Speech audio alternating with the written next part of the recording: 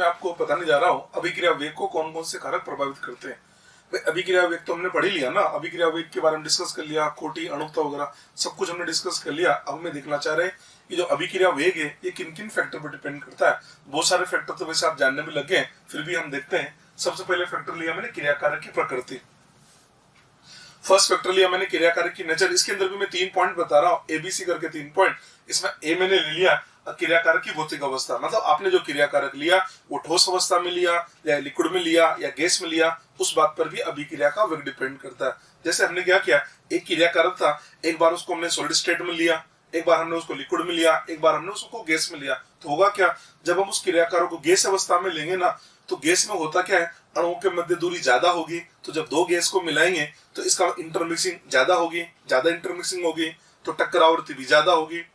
टक्कर आवृत्ति ज्यादा होगी तो यार प्रभावी टक्कर भी ज्यादा होगी, और प्रभावी टक्कर ज्यादा होगी तो अभिक्रिया का वेग भी ज्यादा होगा। इसलिए बोल सकते हैं कि एक ही क्रिया कारक को एक बार आपने सॉलिड स्टेट में लिया, एक बार आपने लिक्विड में लिया, एक बार आपने गैस में लिया, तो गैसीय अवस्था में उसका जो वेग है वो आपको सबसे ज्यादा प्राप्त होगा। हमने लिख भी दिया क्रिया कारक की भौतिक अवस्था, सॉलिड लिक्विड गैस, मतलब एक क्रिया कारक है, एक बार आपने उसको सॉलिड स्टेट में लिया, उसी क्रिया कारक को लिक्विड में लिया, उसी क्रिया कारक को आपने गैसीय अवस्था में लिया। तो गैसीय अवस्था के अंदर, गैसीय अवस्था में इंटरमिक्सिंग सबसे ज्यादा होगी, लिखा हमने मोर इंटरमिक्सिंग, मतलब इंटरमिक्सिंग सबसे ज्यादा होगी। अगर इंटरमिक्सिंग ज्यादा होगी तो मतलब टक्करें ज्यादा होगी, तो हम बोलेंगे टक्कर आवृत्ति का मान भी ज्यादा होगा। टक्कर आवृत्ति को हम जेड से बोलते हैं ना, जेड का मान ज्यादा होगा। अब देखो टक्कर आवृत्ति का मतलब ये हुआ कि टक्करें बढ़ेगी तो टक्करें प्रभावी भी बढ़ेगी और अप्रभावी भी बढ़ेगी।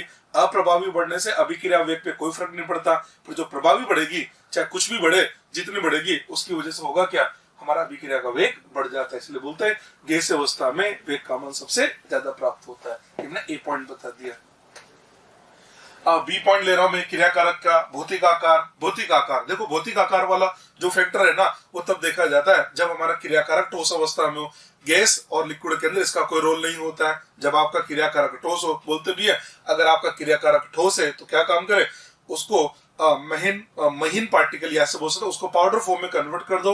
पाउडर फॉर्म में कन्वर्ट करने से क्या होगा, उसका पृष्ठीय क्षेत्रफल बढ़ेगा। पृष्ठीय क्षेत्रफल बढ़ने की वजह से कॉन्टैक्ट सरफेस एरिया बढ़ेगा, तो अभिक्रिया का वेग अपने आप बढ़ जाएगा। इसका मतलब अगर आपके पास में ठोस क्रिया कारक है और अभिक्रिया का वेग बढ़ाना है, तो उस ठोस क्रिया कारक को आप पाउडर फॉर्म में ले लीजिए। लिखा हमने क्रिया कारक का भौतिक आकार, इसमें लिखा मैंने ठोस क्रिया कारक के लिए मोर फाइन पार्टिकल को, तो जितना महीन कण होगा, जितना बारीक कण होगा, मतलब उसको पाउडर फॉर्म में बदल दिया, उतना उसका पृष्ठीय क्षेत्रफल ज्यादा होगा, और पृष्ठीय क्षेत्रफल ज्यादा होगा तो हम बोलते हैं अभिक्रिया का वेग भी ज्यादा होगा। एक एग्जांपल आपको याद भी होगा, जैसे बोलते हैं ना जिंक के अंदर जिंक के क्रिस्टल लिए और जिंक के क्रिस्टल के अंदर हम डाइल्यूट H2SO4 को ड्रॉप वाइज डालते हैं तो हाइड्रोजन गैस का निर्माण होता है। और अगर आपने जिंक क्रिस्टल की जगह जिंक पाउडर ले लिया तो हाइड्रोजन गैस बढ़ने की दर बहुत जबरदस्त हो जाती है। यानी एक तरह से हमने क्या किया, क्रिस्टल से पाउडर बना दिया तो पृष्ठीय क्षेत्रफल बढ़ा दिया, इसलिए अभिक्रिया का वेग बढ़ जाता है।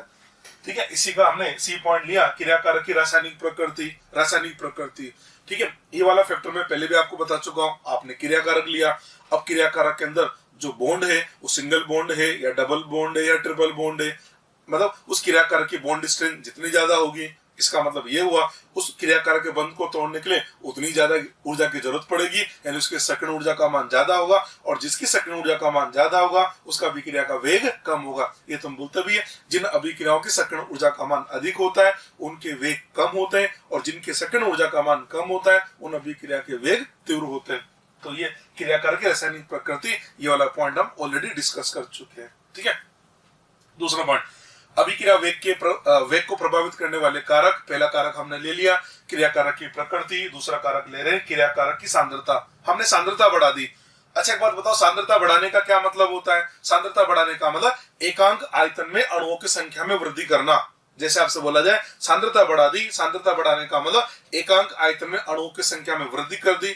अब यार अगर एकांक आयतन में अणुओं की संख्या ज्यादा होगी तो एकांक आयतन के अंदर टक्करें भी ज्यादा होगी, और एकांक आयतन की प्रति सेकंड टक्करों को बोलते टक्कर आवृत्ति। कुल मिला के ये हुआ सांद्रता बढ़ाने से टक्कर आवृत्ति का मान बढ़ता है। देखो सांद्रता बढ़ाएंगे तो एकांक आयतन में अणुओं की संख्या में वृद्धि होगी, इसका मतलब जेड का मान बढ़ेगा, जेड का मतलब टक्कर आवृत्ति बढ़ेगी। अगर टक्कर आवृत्ति बढ़ेगी, मैंने आपसे क्या बोला, टक्कर आवृत्ति बढ़ने का मतलब प्रभावी टक्कर भी बढ़ेगी, अप्रभावी भी बढ़ेगी। पर अप्रभावी बढ़ने का तो कोई प्रभाव नहीं पड़ेगा, पर अगर प्रभावी टक्कर बढ़ी तो प्रभावी टक्कर बढ़ने से अभिक्रिया का वेग बढ़ जाएगा। और टक्कर आवृत्ति बढ़ती है ना, तो उसमें अप्रभावी बढ़ेगी और प्रभावी टक्कर भी बढ़ेगी। प्रभावी चाहे कुछ ही बढ़े, पर जितने बढ़ेगी उसके अकॉर्डिंग उस अभिक्रिया का वेग बढ़ जाता है, इसलिए बोलते हैं प्रभावी टक्कर बढ़ने से अभिक्रिया का वेग बढ़ जाता है। ठीक है, ये दूसरा कारक ले लिया हमने। तीसरा कारक उत्प्रेरक। उत्प्रेरक के बारे में आपको बता चुका हूं। धनात्मक उत्प्रेरक अभिक्रिया के वेग को बढ़ा देता है, ऋणात्मक उत्प्रेरक अभिक्रिया के वेग को कम कर देता है। ठीक है, फोर्थ नंबर पर हमने दाब लिया। दाब का प्रभाव आपको पता है, रासायनिक अभिक्रिया में जैसा रोल सांद्रता का होता है वैसा ही रोल दाब का होता है। बोलते हैं ना पीवी बराबर एनआरटी, वहां अगर ताप नहीं है तो पी और सी एक दूसरे के समानुपाती होते हैं। यानी रासायनिक अभिक्रिया में जो काम सांद्रता करती है वैसा ही काम हमारा दाब करेगा। जैसे हमने बोला दाब बढ़ा दिया, तो दाब बढ़ाने का मतलब ही क्या हुआ? दाब बढ़ाने का मतलब ये हुआ एकांक आयतन में अणु की संख्या में वृद्धि, यानी जेड बढ़ेगा, प्रभावी टक्कर बढ़ेगी, अभिक्रिया का वेग बढ़ेगा। इसका मतलब ऐसे बोल सकते हैं जैसे सांद्रता का प्रभाव पड़ता है ना, उसी प्रकार से दाब का प्रभाव पड़ता है। या बोल सकते हैं दाब का मान बढ़ाने से अभिक्रिया का वेग भी बढ़ता है। सांद्रता के समान लिख दिया हमने, सांद्रता के समान दाब बढ़ाने पर अभिक्रिया का वेग बढ़ता है। ठीक है, पांचवा फैक्टर ले लिया, प्रकाश लाइट जिसे बोलते हैं। ठीक है, रासायनिक अभिक्रिया की बात करें तो एक तो अभिक्रिया होती है, एक तो अभिक्रिया होती है उष्मा रसायन अभिक्रिया, एक होती है प्रकाश रसायन अभिक्रिया। उष्मा रसायन अभिक्रिया भी दो प्रकार की होती है, एक होती है उष्मा सेपी, एक होती है उष्मा शोषी।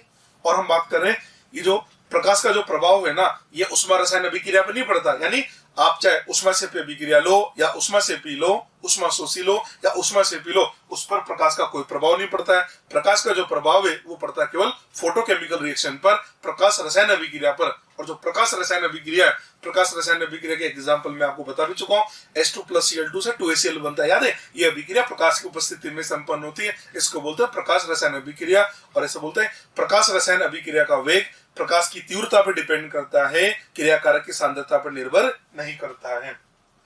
लिखा मैंने केवल प्रकाश रसायन अभिक्रिया के लिए। पहली बात तो ये वाला फैक्टर केवल और केवल फोटोकेमिकल रिएक्शन के लिए ही देखना है। दूसरी बात, प्रकाश रसायन अभिक्रिया का वेग प्रकाश की तीव्रता पर निर्भर करता है, क्रियाकारक की सांद्रता पर निर्भर नहीं करता।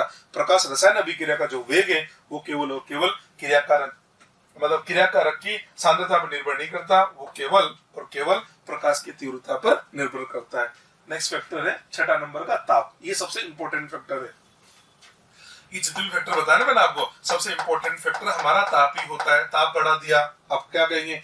ताप बढ़ाने से होगा क्या? तो ताप बढ़ाने से सक्रिय अणुओं की संख्या में वृद्धि होती है। सुनो, ताप आपने बढ़ाया तो ताप बढ़ाने से सक्रिय अणुओं की संख्या में वृद्धि होगी। सक्रिय अणुओं की संख्या में वृद्धि होगी तो प्रभावी टक्कर ज्यादा होगी। प्रभावी टक्कर ज्यादा होगी तो अभिक्रिया का वेग भी ज्यादा होगा। लिखा मैंने, ताप बढ़ाने पर सक्रिय अणुओं की संख्या में वृद्धि होगी, सक्रिय अणु ज्यादा होंगे, ज्यादा से ज्यादा अणु सक्रिय होंगे, मतलब प्रभावी टक्कर अब पहले की तुलना में ज्यादा होगी। और अगर प्रभावी टक्कर ज्यादा होगी तो अभिक्रिया का वेग भी ज्यादा होगा। तो कुल मिला के बात यह है, ताप बढ़ाने पर अभिक्रिया का वेग बढ़ता है। अब आपके दिमाग में ये सवाल आता है कि सर ऐसा उष्मा सेपी अभिक्रिया के लिए होता है या उष्मा शोषी अभिक्रिया के लिए होता है? तो आपको एक बात बता देता हूँ, अभिक्रिया चाहे उष्मा सेपी हो या उष्मा शोषी हो, ताप का मान बढ़ाएंगे तो अभिक्रिया वेग हमेशा ही बढ़ता है। कंफ्यूज होने की कोई जरूरत नहीं है। तो ये दोनों के लिए लागू है। किस किस के?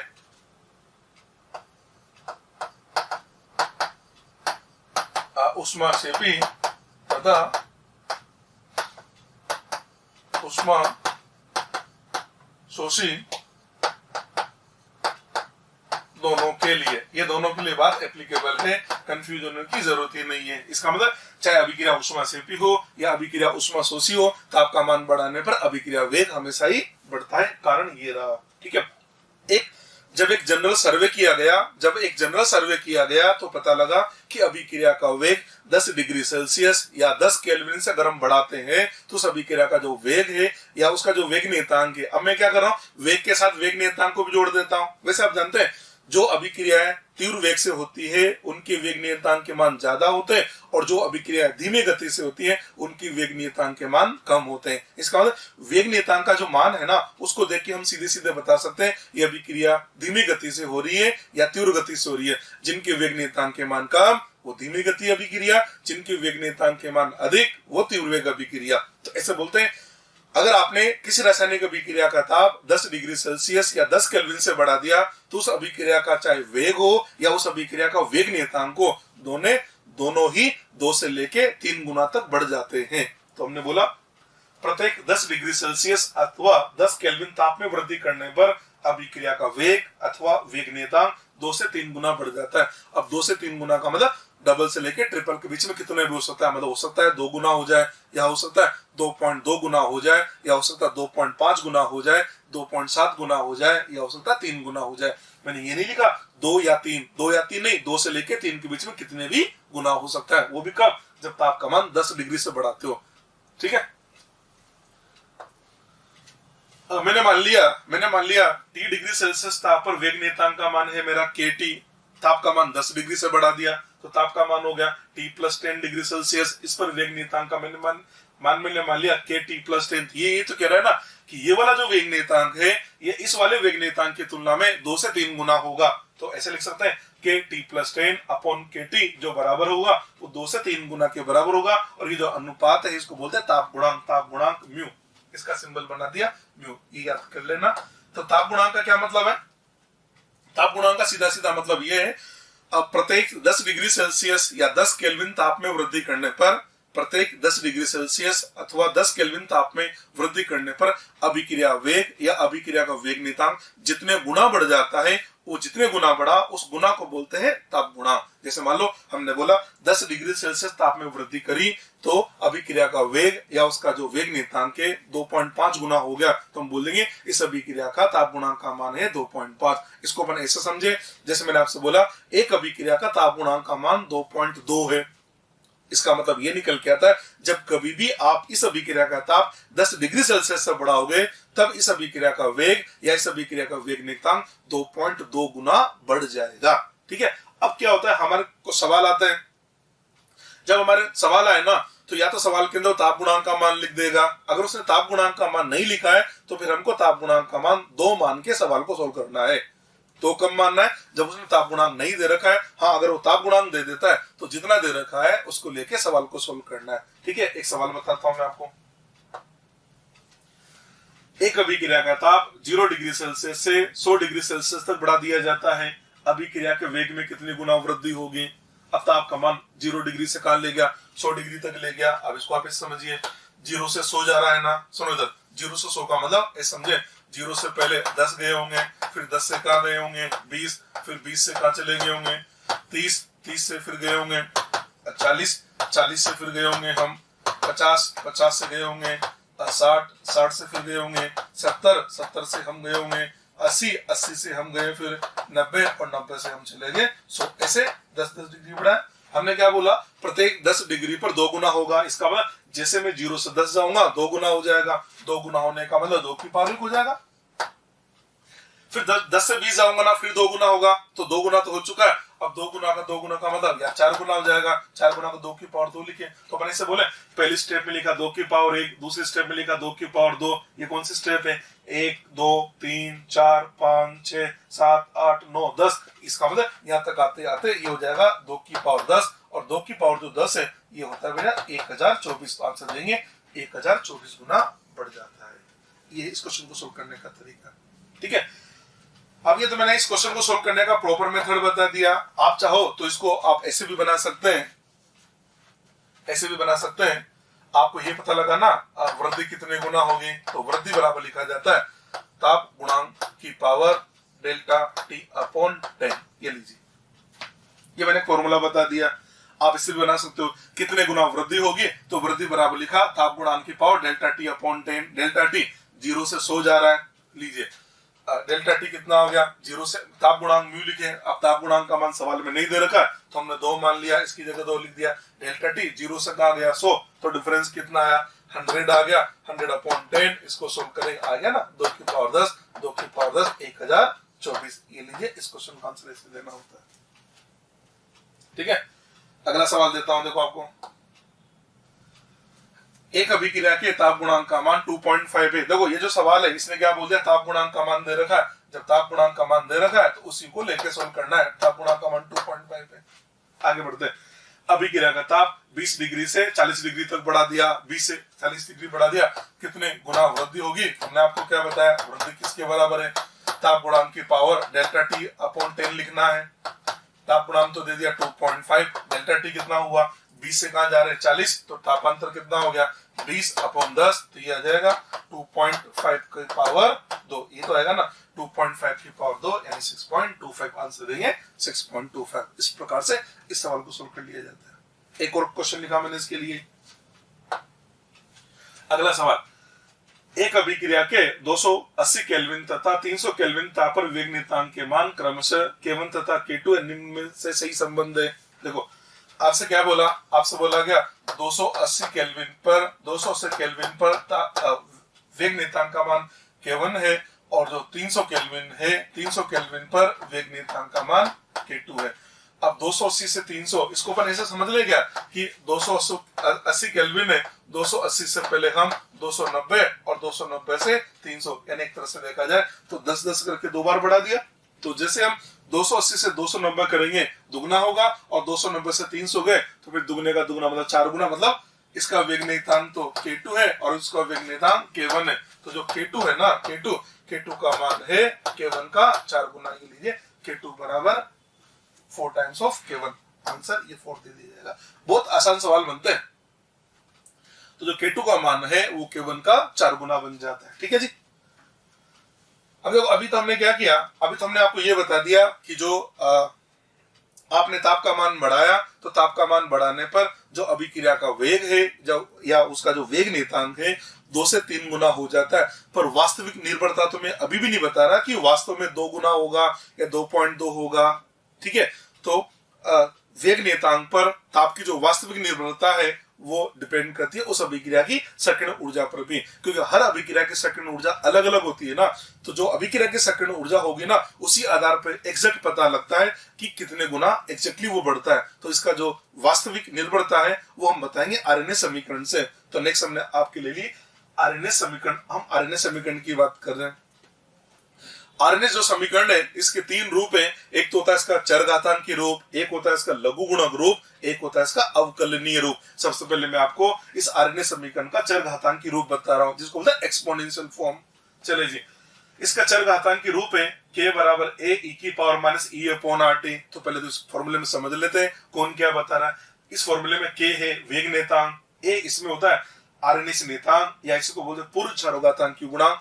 पूर्व चरघातांक इसलिए क्योंकि जो घातांक है ना ये जो एक्सपोनेंशियल है इसके पहले लिखा हुआ है इसलिए इसको बोलते हैं पूर्व चरघातांकी गुणांक या इसी को बोल दिया जाता है आवृत्ति गुणांक। एक हमने लिखा e की power minus e upon RT, ये e की power minus e upon RT, ये जो पूरा लिखा गया ना e की पावर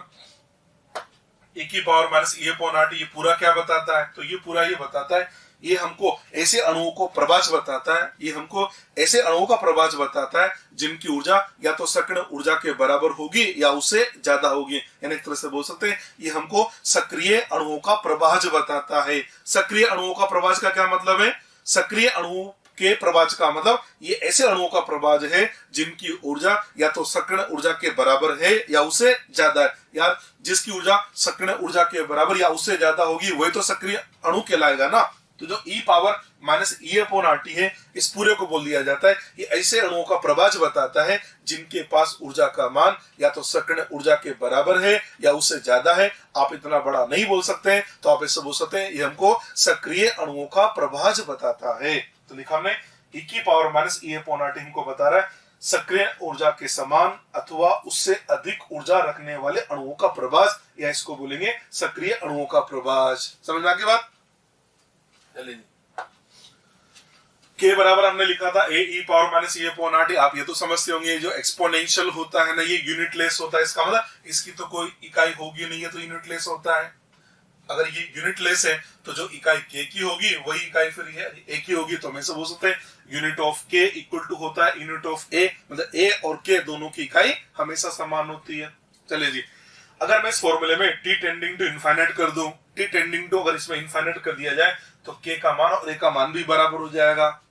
k और a बराबर है ऐसे बोल सकते हैं log k और log a का मान भी बराबर होगा। तो हम ऐसे बोल सकते हैं ना, हम ऐसे बोल सकते हैं कि k और a की इकाई तो हमेशा बराबर होती है, इकाई हमेशा बराबर होती है। हाँ, अगर ताप का मान टेंडिंग टू इनफाइनाइट हो तो उस समय उनका मान भी बराबर हो जाएगा। इसका मतलब k और a का मान कब बराबर होगा? जब टेम्परेचर टेंडिंग टू इनफाइनाइट हो। अगर टेम्परेचर टेंडिंग टू इनफाइनाइट नहीं है तो k और a का मान समान नहीं होगा, पर इकाई तो हमेशा ही समान होती है। ठीक है, ये हमने आपसे आरएनएस के बारे में बात करें ना, मैंने आपसे बोला था ना कि आरएनएस समीकरण के 3 रूप होते हैं। ये तो हमने कौन सा रूप बताया, लघु गुण, ये तो हमने बता दिया चरघातांकी रूप। अब मैं आपको बताने जा रहा हूँ आरएनएस का लघु गुणक रूप, इसका लोगरिथमिक फॉर्म बताता हूँ। के बराबर होता है ए ई के पावर माइनस ई अपॉन आर टी। लघु गुणक रूप का मतलब लोग लेना पड़ेगा, मैंने इसका लोग ले लिया ई बेस में, तो इसका लोग लिखा जाएगा लोग ई बेस के equal to log e base a minus E upon are into 1 upon t. ये ई बेस में आ गया। आप चाहो 10 बेस में बदलना तो 2.303 से इसको मल्टीप्लाई करो तो यहाँ पर भी 2.303 आएगा, यहाँ पर भी 2.303 आएगा, तो दोनों को 2.3 से डिवाइड करें तो आ जाता है log के equal to log a minus e upon 2.303 r into 1 upon t। हम यहाँ तक पहुंच गए। ठीक है, ये फॉर्मूले ध्यान रख ले, बहुत इंपॉर्टेंट फॉर्मूले। चलिए जी, मैंने मान लिया T1 केल्विन ताप पर वेग नियतांक का मान है K1, T2 केल्विन ताप पर वेग नियतांक का मान है K2। तो एक बार ये जो समीकरण है इसको लिखने जा रहा हूं मैं T1 केल्विन पर, एक बार लिखूंगा T2 केल्विन पर। T1 केल्विन पर क्या होगा, log K1 equal to log A, ये तो डिपेंड ही नहीं करता, माइनस EA अपॉन 2.303 r, ये भी ताप पे डिपेंड नहीं करता, ये भी मैं आपको बता चुका हूं, इंटू 1 अपॉन T1। तो आप देख सकते हैं ये जो लघु गुणक रूप है इसको लिखा है तो मैंने T1 केल्विन पर समीकरण नंबर 1, इसी को लिख रहा हूं T2 केल्विन पर। T2 केल्विन पर आ जाएगा log K2 equal to log A minus E upon 2.303 r into 1 upon T2, समीकरण नंबर 2। अब मैं क्या कर रहा हूँ, समीकरण नंबर 2 में से समीकरण नंबर 1 को माइनस करता हूँ। 2 में से अगर 1 को माइनस करूं तो हम आ जाएगा log K2 upon K1 equal to EA upon 2.303 r T2 minus T1 upon T1 T2। ये एक फॉर्मूला बन गया, आप इसको याद कर लेना। इसको बोलते हैं वन टॉप समीकरण। ये वन टॉप समीकरण है, ये फॉर्मूला आपको याद रख लेना है। ठीक है, इसमें ग्राफ बना रहा हूं मैं। एक तो ग्राफ बनाया मैंने log K versus 1 upon T, एक बना रहे log K पर यहाँ ई बेस लिखा, बस इतना संतर है कि ई बेस में है और ये भैया 10 बेस में। ग्राफ बनाने के लिए आपको समीकरण लिखनी पड़ेगी, तो समीकरण तो यार अभी भी बताया नहीं, ये रही log K equal to log A minus E, ये दे रखा है आपको। आप ग्राफ किस में बना रहे हैं, एक तो log K में और एक बना रहे 1 अपॉन T। आप कंपेयर करो इसको, y बराबर mx प्लस c से, ये लीजिए यहाँ लिख दो y, क्या जाएगा ना y बराबर mx प्लस c, ये आपको दिखाई दे रहा है। y स्केल पे तो ये हो गया, x स्केल पे 1 अपॉन टी आ गया, इसका स्लोप आ रहा है माइनस e अपॉन 2.303 और अंतखंड आ गया log a। तो हमने ये तो ग्राफ बनाया ना, देखो log के 1 अपॉन टी का जो ग्राफ है ये straight line with negative slope बना दिया। इसका स्लोप आ रहा है माइनस e अपॉन 2.303 r, इसका अंतखंड आ गया log a। हाँ, अगर 10 बेस की जगह e बेस ले लिया जाए तो बिल्कुल सेम वो का वही है, इसका स्लोप आता है माइनस e अपॉन r और अंतखंड आ जाएगा log e बेस a, ये इसका अंतखंड आ जाता है। ठीक है जी, हमने आपको आरएनए समीकरण का एक्सपोनेंशियल फॉर्म बता दिया, आरएनए समीकरण का हमने आपको लघु गुणक रूप बता दिया। आरएनए समीकरण का एक और रूप है जिसको बोलते हैं अवकलनीय रूप, इसको बोलते हैं डिफरेंशियल फॉर्म, मतलब डिफरेंशिएट करेंगे। कुल मिला के बात ये ये हमने आरएनए समीकरण का ई बेस में लिख दिया, लघु गुणक रूप लिख दिया ई बेस में, ये लिखा ln का मतलब नेचुरल लॉग, तो ये लिखा हमने नेचुरल लॉग k बराबर natural log a minus e upon r into 1 upon t, ये हो गया।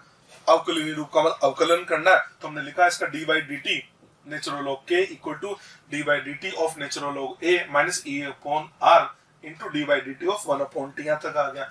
अब k तो ताप का फलन होता है, तो इसको तो मैंने ऐसे रखा d by d t of natural log k a, तो नियतांक का डिफरेंशिएशन करेंगे तो शून्य आ जाएगा, तो इसकी जगह लिखा 0 e upon r d by d t of 1 upon t। 1 upon t का डिफरेंशिएशन होता है माइनस 1 अपॉन टी स्क्वायर, तो माइनस माइनस प्लस और 1 अपॉन टी स्क्वायर, तो ये बन जाएगा plus e upon r into 1 upon T square. तो ये हमारे पास आ गया इस आरएनए समीकरण का अवकलनीय रूप। तो मैंने आपको आरएनए समीकरण का अवकलनीय रूप भी समझा दिया है। ठीक है, हम रेट को प्रभावित करने वाले कारक के बारे में बता रहे थे और ये भी बता दिया कि ताप का मान बढ़ाने पर वेग या वेग नियतांक दोनों का मान बढ़ता है। ठीक है, यहाँ पर एक पॉइंट और डिस्कस कर रहा हूं और वो है हमारे पास में Maxwell Boltzmann distribution curve. Maxwell Boltzmann basically क्या करता है, ये बोलता है जैसे गैस होता है ना, तो गैस के अंदर डिफरेंट नंबर ऑफ मॉलिक्यूल होते हैं और जो डिफरेंट मॉलिक्यूल है वो डिफरेंट वेलोसिटी से मूव करते हैं। तो इसने बेसिकली क्या किया, ये बता रहा है कि ऐसे कितने मॉलिक्यूल का फ्रैक्शन है जो सेम एनर्जी रखते हैं। तो बेसिकली इसने क्या किया, एक ग्राफ बनाया एनर्जी और फ्रैक्शन ऑफ मॉलिक्यूल के बीच में। फ्रैक्शन ऑफ मॉलिक्यूल का मतलब अणुओं का प्रभास, मतलब ये बताना चाह रहा है कि ये जो आपके टोटल नंबर ऑफ मॉलिक्यूल है उसमें से ऐसे कितना मॉलिक्यूल का फ्रैक्शन है, ऐसा कितना प्रभास है जिनकी एनर्जी सेम होती है। तो इसने क्या किया, फ्रैक्शन ऑफ मॉलिक्यूल और काइनेटिक एनर्जी के बीच में ग्राफ बनाया टी केल्विन ताप पर। समझना, मैंने टी केल्विन ताप पर एक ग्राफ बना दिया, ये लीजिए ग्राफ बना दिया टी केल्विन ताप पर, ये हमारा ग्राफ बना दिया। ठीक है, अब ये जो टी केल्विन ताप पर मैंने जो ग्राफ बनाया, आप इसको देख सकते हैं। ये जो एक्स स्केल पे तो हमने क्या लिया, एनर्जी को ले लिया। यहाँ पर मेरा एक्टिवेशन एनर्जी है, इसका मतलब ये हुआ, ये जो लाइन बना रखी है ये एक्टिवेशन एनर्जी की लाइन, इसका मतलब ये जो लाइन है, इस लाइन की इधर इधर ये जो मॉलिक्यूल है, आप केवल ये वाला ग्राफ देखना, ये जो लाइन है इस लाइन की इधर इधर जो मॉलिक्यूल होंगे ना, ये वाला जो पार्ट हो गया, ये जो मॉलिक्यूल है, ऐसे मॉलिक्यूल का फ्रैक्शन बता रहे जिनके पास एनर्जी एक्टिवेशन से कम होती है। और ये जो लाइन बनाई मैंने, ये जो लाइन बनाई, इस लाइन के इधर ये जो एरिया मैंने बना रखा ना, ये जो शेडेड एरिया बना रखा, ये वाला जो एरिया बना दिया, ये एरिया हमको क्या बता रहा है, ये एरिया बता रहा है कि ऐसे मॉलिक्यूल का फ्रैक्शन है जिनके पास एनर्जी एक्टिवेशन के बराबर या उससे ज्यादा है। इसका मतलब एक तरह से देखा जाए तो ये जो एक्टिवेशन एनर्जी की लाइन बनाई है, इस लाइन की अभी आपको ब्लू मार्कर वाला एरिया नहीं देखना है, आप केवल ये रेड से देखें। ये जो लाइन हमने बना रखी है ना, इस लाइन के इधर का जो ये एरिया है, ये एक तरह से देखा जाए तो ये इनएफेक्टिव मॉलिक्यूल को फ्रैक्शन बता रहा है, और ये जो लाइन है इस लाइन के उधर उधर देखें तो ये हमको एक्टिव मॉलिक्यूल का फ्रैक्शन बता रहा है। ये हो गया हमारा टी केल्विन ताप पर। हमने ताप का मान 10 डिग्री से बढ़ा दिया, ये 10 केल्विन से बढ़ा दिया। अब ग्राफ बना रहा हूं मैं T+10 पर। अब जो ब्लू मार्कर है, आप ब्लू मार्कर से ग्राफ बना रहे उसको देखो, ये ब्लू मार्कर से ग्राफ बनाया हमने, ये लीजिए। ठीक है, ये ग्राफ बन गया। आप देख पा रहे एक्टिवेशन एनर्जी, मैंने आपसे बोला था कि ताप को बदलने से एक्टिवेशन एनर्जी तो बदलती नहीं, एक्टिवेशन एनर्जी की लाइन तो वो क्यों रहेगी। अब हम क्या बोलेंगे, ये जो लाइन है इस लाइन की इधर का जो एरिया है ये क्या है, ये ऐसे मॉलिक्यूल का फ्रैक्शन है जिनकी एनर्जी एक्टिवेशन से कम है, और इस लाइन की उधर का जो एरिया है वो ऐसे मॉलिक्यूल का फ्रैक्शन है जिनकी एनर्जी एक्टिवेशन से ज्यादा। आप देख सकते हैं ये जो रेड एरिया है और ब्लू एरिया है, तो ब्लू वाला जो एरिया है वो रेड वाले एरिया से लगभग दुगने के बराबर नजर आ रहा है। इसका मतलब ये हुआ आपने ताप का मान 10 केल्विन से बढ़ाया और प्रभावी अणु का जो प्रभाज है वो हमारा लगभग 2 गुना हो गया। हमने लिख भी दिया ना, प्रभावी अणुओं का प्रभाज लगभग 2 गुना हो गया। और प्रभावी अणुओं का प्रभाज बढ़ेगा, इसका मतलब एक तरह से प्रभावी अणुओं का प्रभाज अगर बढ़ेगा इसका अभिक्रिया का वेग भी बढ़ेगा। तो यहाँ से देखने से पता लग रहा है कि आप 10 केल्विन ताप में वृद्धि करते हो तो अभिक्रिया का जो वेग है वो 2 गुना के आसपास बढ़ जाता है। कारण प्रभावी टक्करों का प्रभाज लगभग 2 गुना हो गया, तो हम बोल देंगे अभिक्रिया का वेग भी लगभग 2 गुना होगा। इसको डिस्कशन करने के बाद अब हमें समझ में आ गया कि अभिक्रिया का जो वेग होता है वो सक्रिय अणुओं के प्रभाज के समानुपाती होता है। ठीक है, देखो अभिक्रिया का वेग किसके समानुपाती है, प्रभावी अणुओं के प्रभाज के समानुपाती है। अभिक्रिया का वेग की जगह लिखा मैंने ROR, रेट ऑफ रिएक्शन। आपको बोला था मैंने प्रभावी अणुओं का जो प्रभाज है इसको लिखते अपन e⁻⁸ इस पूरे को बोलते हैं ना प्रभावी अणुओं का प्रभाज, ये समानुपाती है। इस समानुपाती को हटाया तो हमने किस स्थिरांक लिखा, तो यहाँ पर जेड लिख दिया। इस जेड को बोल दिया जाता है टक्कर आवृत्ति, पहले भी बता चुका हूँ। देखो अब ये जो वेग का फॉर्मूला लिखा ना, इस वेग के फॉर्मूले के अंदर क्या किया आपने, सक्रिय ऊर्जा को तो अकाउंट में ले लिया। मैंने आपसे बोला था कि प्रभावी टक्कर हो उसके लिए दोनों अवरोध का पार होना जरूरी है, तो हम अभी तक केवल और केवल ऊर्जा अवरोध को तो लेके चल रहे, पर अभिविन्यासी अवरोध को तो हमने अभी तक फॉर्मूले में इंक्लूड ही नहीं किया। तो उसी अभिविन्यासी अवरोध को इंक्लूड करने के लिए हमने इसके अंदर एक गुणांक और ऐड कर दिया, और वो गुणांक हमारा पी। तो हमारा फॉर्मूला बन गया रेट ऑफ रिएक्शन बराबर Z into P into e⁻⁸ ये जो पी है इस पी को बोल दिया जाता है टक्कर गुणांक, इसको बोल दिया जाता है अभिविन्यासी गुणांक, टक्कर गुणांक, या इसको बोल देते हैं अभिविन्यासी गुणांक। ठीक है, नेक्स्ट अब इस पे हमने थ्योरी के बारे में डिस्कस कर लिया। अब इस पे देखते हैं सवाल किस प्रकार के बनते हैं, सवाल समझते हैं। पहला सवाल हमने ले लिया, एक प्रथम कोटि अभिक्रिया के लिए log k तथा 1/t के मध्य ग्राफ बनाया गया है। ग्राफ एक ऋणात्मक ढाल की सरल रेखा है जिसका ढाल है -5000। अभिक्रिया की सेकंड ऊर्जा किलो कैलोरी में ज्ञात करो। आपसे बोला log k और 1/t के बीच में ग्राफ बनाया, उसका ढाल दे रखा है। हमने डिस्कस किया कि log k और 1/t के बीच में ग्राफ बनाते हैं तो उसका जो ढाल होता है, उसका जो स्लोप है वो आता है -2.303 R, -2.303 R, और इसकी वैल्यू इसने दे रखी है -5000। ठीक है, हमको ये लेकर आना है, तो माइनस से तो माइनस कैंसिल हो गया, तो यहाँ से अगर ये की बात करें तो ये इक्वल टू आ जाता है 5000 multiplied by 2.303 into R। Answer में को देना किलो कैलोरी में, तो R का मान रखूंगा मैं 2/1000, ये 2/1000 ये आंसर हमारा आ जाएगा किलो कैलोरी के अंदर। इसको सोल्व करके देख लेते हैं। ठीक है, ये कैंसिल हो गया, 5 2 जा 10, 10 को इससे मल्टीप्लाई किया तो आंसर आ जाता है 23.03 किलो कैलोरी। ये लीजिए, ये इस क्वेश्चन का आंसर आ जाता है। इसका आंसर हमने दे दिया 23.03। ठीक है, नेक्स्ट क्वेश्चन बनाते हैं। नेक्स्ट क्वेश्चन समझ लेते हैं। पहले क्वेश्चन क्या दे रखा है। क्वेश्चन हमको दे रखा है एक अभिक्रिया का ताप 20 डिग्री सेल्सियस से 50 डिग्री तक बढ़ाने पर वेग का मान 3 गुना हो जाता है। अभिक्रिया का ये ज्ञात करें। ताप का मान 20 से 50 कर दिया और वेग हो गया हमारा 3 गुना, वेग हो गया 3 गुना। ठीक है, ये ज्ञात करना, हमने फॉर्मूला लगा दिया, log K2 upon K1 equal to ये upon 2.303 R T2 minus T1 upon T1 T2, वो वन टॉप समीकरण हमने लगा दिए। ठीक है, आपसे क्या बोला, वेग 3 गुना हो गया। अरे यार, वेग 3 गुना हो या वेग नियतांक 3 गुना हो, बात एक ही है ना। तो वेग 3 गुना होने का मतलब एक तरह से इसने K2 अपॉन K1 का मान दे दिया। तो K2 अपॉन K1 की जगह मैंने 3 रख दिया, ये 3 रखा। हमको ये लेकर आना है, ये हमको पता लगाना है। अच्छा, ये किस में देना है, किलो जूल में। चलिए जी, इसको रखा हमने 2.303। अगर आपको ये किलो जूल में देना है, आर का मान भी किलो जूल में रखेंगे तो आर का मान किलो जूल में 8.3 अपॉन दिया जाता है 1000, ये हमने 1000 रख दिया।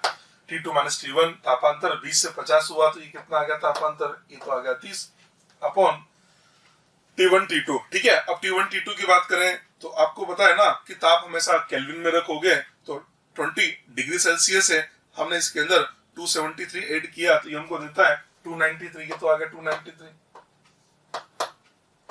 ठीक है, ये तो 293 है। दूसरा, अब 50 डिग्री सेल्सियस है, आप 50 जो है इसके अंदर भी 273 ऐड करें तो आपको दे देगा 323। ये लीजिए 323 आ जाएगा।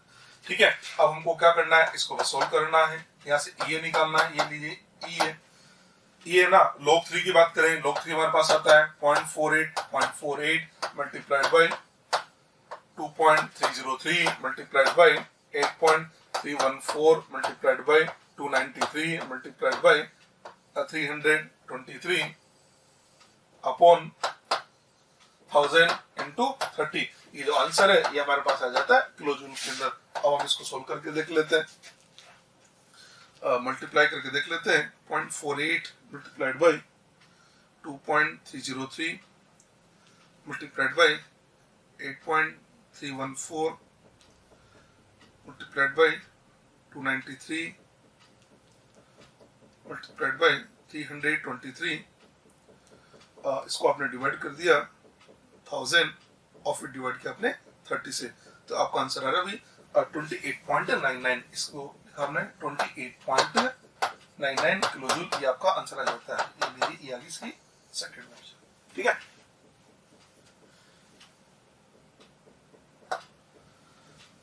नेक्स्ट क्वेश्चन लिया हमने। नेक्स्ट, एक हाइड्रोजनीकरण अभिक्रिया 500 केल्विन ताप पर संपन्न होती है। इस अभिक्रिया को उत्प्रेरक की उपस्थिति में समान वेग से करवाने के लिए 400 केल्विन ताप की आवश्यकता होती है। उत्प्रेरक की उपस्थिति में सेकंड ऊर्जा का मान 20 किलो जूल से कम हो जाता है। अभिक्रिया का ये ज्ञात करना है। ठीक है, अभिक्रिया का ये ज्ञात करना मतलब एक अभिक्रिया है, आपसे एक तो क्या बोला, हाइड्रोजनीकरण अभिक्रिया है। एक तो अभिक्रिया हो रही है उत्प्रेरक की अनुपस्थिति में, एक तो उसकी अनुपस्थिति में, और एक अभिक्रिया हो रही है उत्प्रेरक की उपस्थिति में। उपस्थिति और अनुपस्थिति में ये हो रही है। ये बोला है, अच्छा वेग दोनों का बराबर है, लिखा ना समान वेग से संपन्न हो। ये बोला कि जब अनुपस्थिति में हो रही है ना तो उसके लिए ताप की जरूरत पड़ती है 500 केल्विन और उत्प्रेरक की उपस्थिति में ताप की जरूरत पड़ती है 400 केल्विन। अब मैंने मान लिया जब उत्प्रेरक की अनुपस्थिति में हो रही है तो उसकी जो सेकंड ऊर्जा है उसका मान है EA, और अनुपस्थिति में जब हो रही है उसकी सेकंड ऊर्जा का मान कितना है, ये है। और जब उत्प्रेरक की उपस्थिति में हो रही है तो उसकी सेकंड ऊर्जा का मान मैंने मान लिया ये डैश है, ये डैश मान लिया मैंने। और इसने क्या बोला, इसने बोला ना कि उत्प्रेरक की उपस्थिति में सेकंड ऊर्जा का मान 20 किलो जूल से कम हो गया। इसका मतलब जो ये डैश होगा, ये डैश का मान एक तरह से ये माइनस 20 होगा फिर तो। चलिए, अब इसने क्या बोला, दोनों का वेग समान है। अगर वेग समान होगा तो वेग नियतांक भी समान होगा। तो अपने काम करते हैं ना, दोनों का वेग नियतांक समान कर देते हैं। वेग नियतांक के बराबर होता है ना, के बराबर होता है a e का power minus EA upon r into T, और टी की जगह लिखते हैं इसका 500। इसका वेग नियतांक लिखा हमने k बराबर a e का power minus E A, E की जगह लिखा हमने E A minus 20 upon r into T, T की जगह 400 केल्विन आ गया। यहां तक पहुंच गए। अब इसको सोल्व करें तो सोल्व करने से पता लग रहा है ये आपका इससे कैंसिल हो जाएगा, और ई पावर है ये भी है, तो इसको हम ऐसे लिख सकते हैं डायरेक्ट, ये बनेगा। इसके नेक्स्ट स्टेप लिख दूंगा मैं, ई अपॉन 500, ये आ जाता है e upon 500 equal to e minus 20 upon 400, ये हम यहाँ तक पहुंच गए।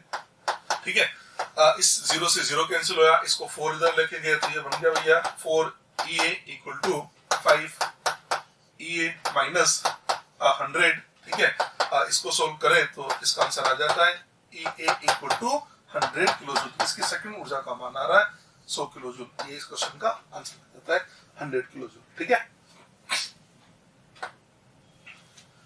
नेक्स्ट सवाल लेते हैं। 500 केल्विन ताप पर संपन्न एक अभिक्रिया में केवल 0.001% अणु ही प्रभावी टक्कर दर्शाते हैं। आपको मैंने बताया था प्रभावी टक्कर होती है e पावर माइनस ई अपॉन आर टी। इसका मान दे रहा है ये, इसका मान है 0.001%, या इसको लिख सकते हैं ना, परसेंट है ना, तो ये बन जाएगा 10 टू पावर माइनस 5 ये दे रखा है। ठीक है, हमसे क्या पूछ रहा है, ये का मान पूछा जा रहा है। अब इसको सोल्व करें तो पहले तो हम इसको इसका लोग ले लेते हैं। ई पावर है तो लोग ई बेस में लिया, तो इसको लिखा मैंने लोग ई बेस, इसका लोग लिया ना हमने, इसका लोग लेते हैं, इसका ई बेस में लोग लिया तो ये बनेगा minus a upon are t minus a upon R T equal to minus 5 log e base 10। यहां तक पहुंच जाएंगे पर माइनस से हमने माइनस कैंसिल कर दिया है, तो हम इसको ऐसे लिख सकते हैं E A upon R T equal to 5। ये ई बेस है ना, इसको 10 बेस में चेंज कर दिया मैंने, तो 2.303 इंटू लोग 10 बेस 10 आ जाएगा। ठीक है, 10 बेस 10 तो हो गया 1, तो यहाँ से हमारे पास आ जाता है E A upon are into T equal to, ये तो 1 हो गया ना, तो ये बन जाएगा आपके पास में 5 इंटू 2.303। यहाँ तक हम पहुंच गए। हमको लाना है ई ए, तो ई इक्वल टू बन जाता है आपके पास में 5 इंटू 2.303 आर इंटू टी, इधर मल्टीप्लाई किया, आंसर देना है किलो कैलोरी में, तो आर की जगह रखा मैंने 2/1000, ये तो मेरा आर आ गया 2/1000 इंटू टी, और टी ताप का मान दे रखा है 500 केल्विन, ये लीजिए 500 रखा है, ये किलो कैलोरी में आंसर आ जाएगा 1000। ये 1000 कैंसिल हो गया, इसको सोल्व करें तो जो ये है ना, ये इसका मान आता है 10 11, ये आ जाता है 11.5 किलो कैलोरी। ये इस क्वेश्चन का आंसर है 11.5 किलो कैलोरी। ठीक है,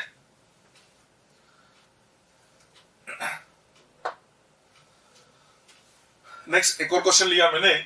500 केल्विन ताप पर एक अभिक्रिया दे रखी है मेरे को 2, ऐसे हमने A2 प्लस B2 बना दिया कि सेकंड ऊर्जा का मान 159.7 किलो जूल है। ठीक है, सेकंड ऊर्जा के समान अथवा उससे अधिक ऊर्जा वाले अणुओं का प्रभाव ज्ञात करो। क्वेश्चन समझना, आपसे क्या बोला गया, एक अभिक्रिया दे रखी है और उसके अंदर ताप का मान दे दिया 500 और सेकंड ऊर्जा का मान दे रखा है 159.7। आपसे पूछा जा रहा है ऐसे अणुओं का प्रभाव निकालो जिनकी ऊर्जा का मान या तो सेकंड ऊर्जा के बराबर है या उससे ज्यादा। आपको बोला था ना मैंने, सेकंड ऊर्जा के समान ऊर्जा या उससे अधिक ऊर्जा रखने वाले अणुओं के प्रभाव को लिखा जाता है ई की घात माइनस ई अपॉन आर टी। इसका मतलब इस सवाल में हमसे ई की power minus E upon are T का मान पूछ रहा है। इसका मतलब ये पूछ रहा है हमसे E power minus E upon are T का मान हमसे पूछा जा रहा है। चलिए जी, हमने आरएनएस समीकरण लिखी, के बराबर होता है ए ई की घात minus E upon are T, या अपन ऐसे लिख सकते हैं k upon A equal to E की power minus E upon are T, या तो आप ऐसे बोल दो हमको E power minus E upon are T का मान ज्ञात करना है, या आप ये भी बोल सकते हैं हमको के अपॉन निकालना है, के अपॉन ए भी इसके ही तो बराबर होता है ना। चलिए जी, के अपॉन ए बराबर E power minus E upon are T, E power minus E A की जगह रखा हमने 159.7, ठीक है, upon are into T, R ये किलो जूल में है तो आर का मान रखा मैंने 8.314 अपॉन 1000 इंटू टी, ताप का मान 500, ये 500 रख दिया हमने। इसको हम सोल्व करें, इसको अगर सोल्व करें तो ये हमको देता है 38.41, तो ये हमारे पास आ गया k upon A equal to e power minus 38.41 आ गया। अब इसको सोल्व करना है, मैंने log लिया e बेस में, तो ये बनेगा log e base k upon a equal to -38.41 into log e base a log e base e, ये तो हो जाएगा 1, तो हम ऐसे लिख सकते हैं ना, log e base k upon a equal to -38.41 आ गया है।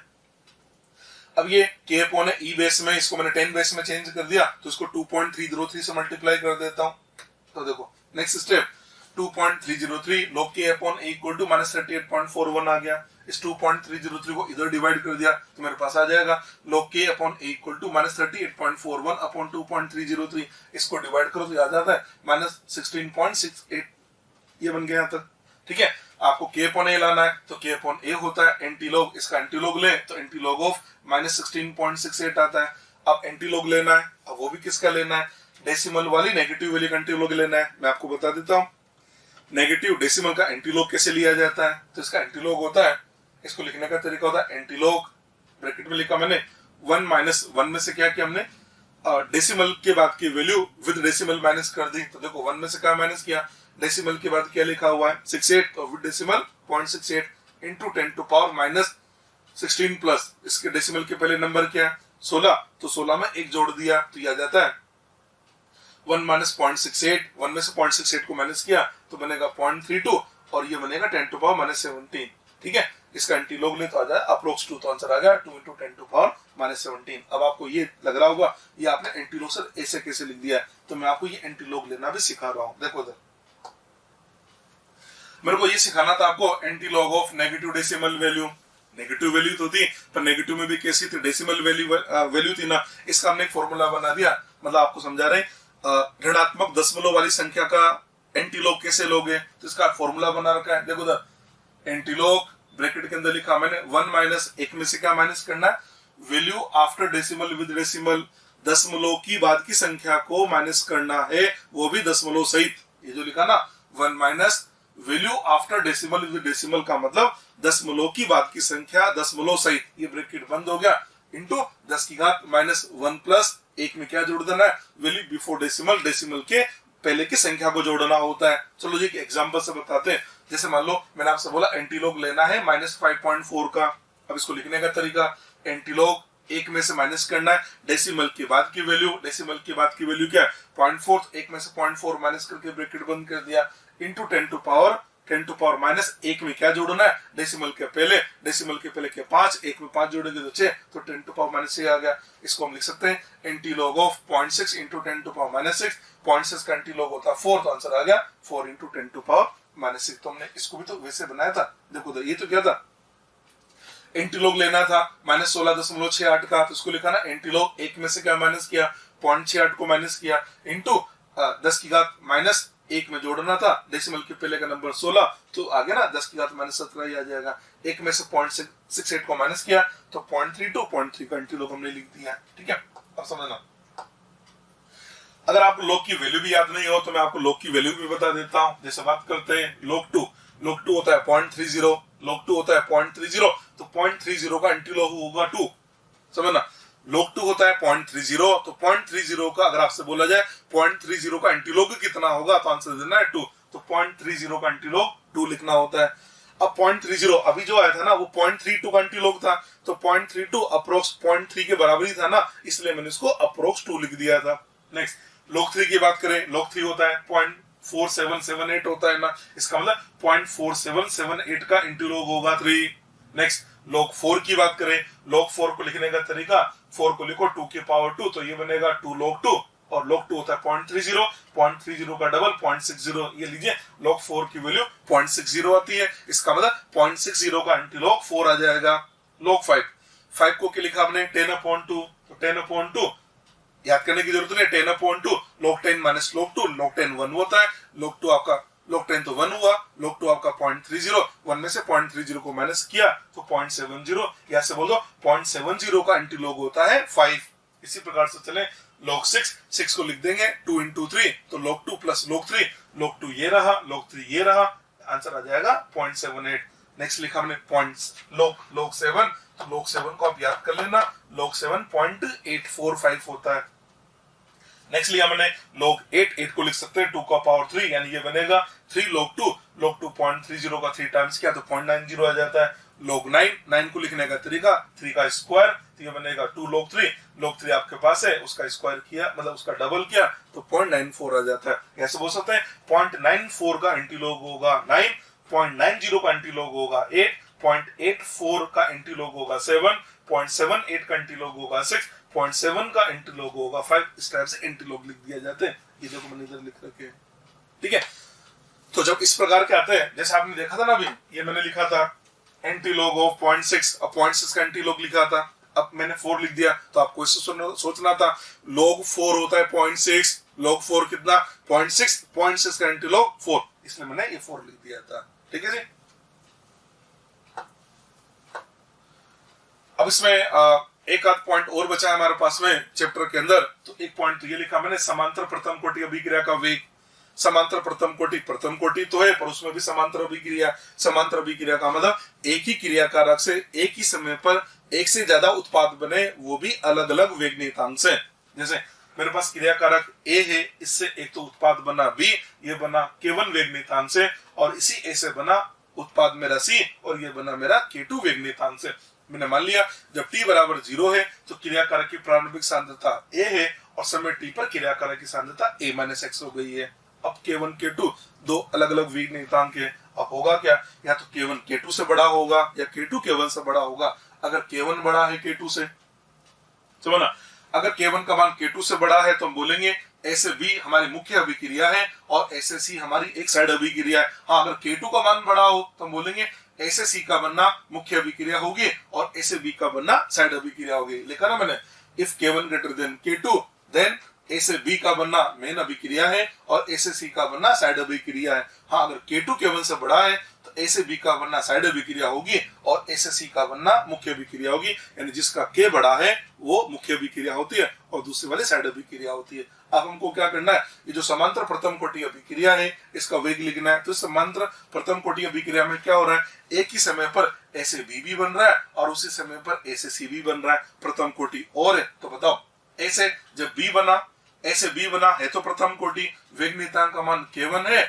और समय t की सांद्रता a-x है। तो ऐसे C एक से B का बनने का वेग आप ऐसे लिखते हो ना, प्रथम कोटि का वेग क्या लिखते हो, K इंटू सांद्रता की घात 1। तो इसका ऐसे B के बनने का वेग क्या लिखूंगा, K1 इंटू a-x, और ऐसे C के बनने का वेग क्या लिखूंगा मैं, K2 इंटू a-x। और दोनों एक समय पर बन रहे हैं तो हम इसको ऐसे लिख सकते हैं ना, नेट रेट ऑफ रिएक्शन बराबर K1 into a-x plus K2 into a-x। a-x common लिया तो ये बन जाएगा net rate of reaction equal to K1 plus K2 into a-x हो गया। ये तो 2 स्टेप है, अगर 3 स्टेप होता तो K3 भी आ जाता, 4 होता तो K4 भी आ जाता। तो अपन ऐसे बोल सकते हैं ये जो समांतर प्रथम कोटि अभिक्रिया है इसका ओवरऑल रेट कांस्टेंट, ये लिखा ना मैंने, ओवरऑल रेट कांस्टेंट K आ जाता है, K1 plus K2 plus K3 plus and so on, जितने भी पद है उन सबके K को जोड़ना है। अब आपको ये पता लगाना है कि इसमें एक उत्पाद B बना, एक उत्पाद C बना, तो B का कितना प्रतिशत प्राप्ति हुई, C की कितनी प्रतिशत प्राप्ति हुई। तो देखो परसेंट ऑफ B का परसेंटेज निकालने का तरीका क्या होता है, B किस रेट कांस्टेंट से बना, K1 से, तो इसको लिखेंगे K1 upon total K1 plus K2 into 100, 3 होते हैं तो यहाँ K3 भी कर देते हैं। और C किस से बना, K2 रेट कांस्टेंट से, तो C का परसेंटेज निकालने का तरीका है K2 upon K1 plus K2 into 100। इस प्रकार से हम B और C का परसेंटेज निकालेंगे। जिसका परसेंटेज ज्यादा होगा वो मेन प्रोडक्ट होगा और जिसका परसेंटेज कम होगा वो आपका साइड प्रोडक्ट होगा। ये मैंने आपको समांतर प्रथम कोटि अभिक्रिया का वेग लिखना सिखा दिया। एक पॉइंट और है, हमने अभी तक जितने भी वेग लिखे ना वो सारे हमने लिखे अनुत्क्रमणीय अभिक्रिया के लिए। मैंने उत्क्रमणीय अभिक्रिया का वेग एक भी अभिक्रिया ऐसी मिली मैंने अभी तक जिसके अंदर हमने उत्क्रमणीय अभिक्रिया का वेग लिखा हो। अब मैं आपको उत्क्रमणीय अभिक्रिया का वेग भी लिखना सिखा देता हूँ। उत्क्रमणीय अभिक्रिया का वेग कैसे लिखते हैं, उत्क्रमणीय अभिक्रिया का वेग मैंने मान लिया मेरे पास एक उत्क्रमणीय अभिक्रिया है, ऐसे बन गया 2B प्लस C K1 और K2। तो K1 यहाँ पर है अग्र अभिक्रिया का वेग नियतांक और K2 यहाँ पर है पश्च अभिक्रिया का वेग नियतांक। अब उत्क्रमणीय अभिक्रिया में तो क्या होगा, अभिक्रिया फॉरवर्ड भी जाएगी और अभिक्रिया बैकवर्ड भी जाएगी। तो आपको एक नेट डायरेक्शन लेनी पड़ेगी कि नेट आप फॉरवर्ड रेट लिखना चाहते हो या नेट आप बैकवर्ड रेट लिखना चाहते हो। हमने बोला हम तो नेट फॉरवर्ड जाना चाह रहे हैं। अगर आप नेट फॉरवर्ड जाओगे तो A डिसअपियर होगा, B अपीयर होगा और C भी आपको अपीयर होगा। तो हम लिख देते हैं net rate of reaction. Net क्यों लिख रहे हैं, क्योंकि फॉरवर्ड भी जा रहा और बैकवर्ड भी जा रहा है, इसलिए मेरे को नेट रेट लिखने की जरूरत पड़ रही है। अब हम नेट फॉरवर्ड जा रहे हैं ना, नेट फॉरवर्ड जाने का मतलब ये लिखा मैंने। अब ए तो डिसिपेयर होगा तो उसको लिखा minus D A net upon D T. एक तो डिसिपेयर होगा तो डिसिपेयर होने की रेट लिखी। बी पे चले तो बी का गुणांक 2 है तो उसको लिखा plus 1/2 D B net upon D T. और सी बी अपीयर होगा तो plus D C net upon D T. ये तो लिखा हमने विलुप्त होने की दर और निर्माण की दर के पदों में। पर वेग को लिखने का तरीका तो दो तरह से लिखा जाता है ना, एक तो विलुप्त होने की दर और निर्माण की दर के पदों में, और दूसरा वेग नियतांक के पदों में। तो वेग नियतांक के पदों में कैसे लिखोगे? जैसे अभिक्रिया हो रही है, अगर आपसे बोला जाए इसके अग्रभिक्रिया का वेग कैसे लिखोगे, तो यार ऐसे लिखा जाएगा ना, RF इक्वल टू आ जाएगा K1 इंटू A। अगर आपसे बोला जाए इसकी पश्च अभिक्रिया का वेग लिखो, तो पश्च अभिक्रिया का वेग क्या लिखा जाएगा? RB इक्वल टू K2, और ये लिखा जाता है ना B का पावर 2 इंटू C का पावर 1। ये तो लिखता है, अरे रासायनिक साम्य में लिखते थे ना द्रव्यानुपात क्रिया नियम लगा के, तो वैसे हमने लिख दिया। अब हम नेट का जा रहे हैं, फॉरवर्ड जा रहे हैं। अगर आप नेट फॉरवर्ड जाओगे तो फॉरवर्ड के रेट में से बैकवर्ड का रेट माइनस करोगे, तो फॉरवर्ड का रेट क्या है? K1 into A। ये K1 इंटू A बैकवर्ड का रेट है, माइनस K2 B का पावर 2, ये लिख दिया हमने C का पावर 1। ये लीजिए, ये आ गया ना, इसका नेट रेट आ गया। ये तो नेट रेट लिखना सिखा दिया। सवाल में मान लो आपसे पूछा गया कि बी के निर्माण की दर क्या होगी, सवाल ऐसे आ गया, net rate of disappearance of B के निर्माण, सॉरी बी के विलुप्त होने की दर क्या होगी? Net rate of disappearance of B के विलुप्त होने की दर क्या होगी? इसका सवाल में आपसे पूछ रहा है, minus DB net upon DT का मान पूछा जा रहा है। पर आपने यहाँ जो लिखा, ये कौन सा मान लिखा? आपने तो लिखा बी के निर्माण की दर, रेट ऑफ अपीयरेंस, अभी तो उत्पाद है ना,